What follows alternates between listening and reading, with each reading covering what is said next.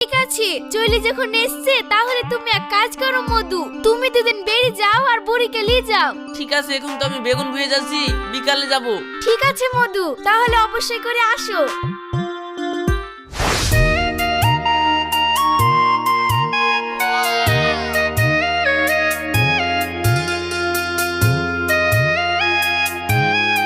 কি করে আছেন, ভালো আছো?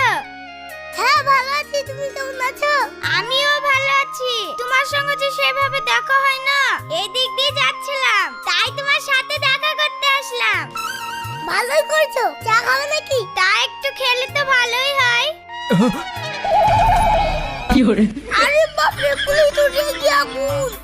তুমি এক কাজ করো মুস্কান, বাইরে গিয়ে চা খেয়ে নাও। আমার কাছে বড় অপমান, যাও, তোমাদের বাড়ি জীবনে আসবো না।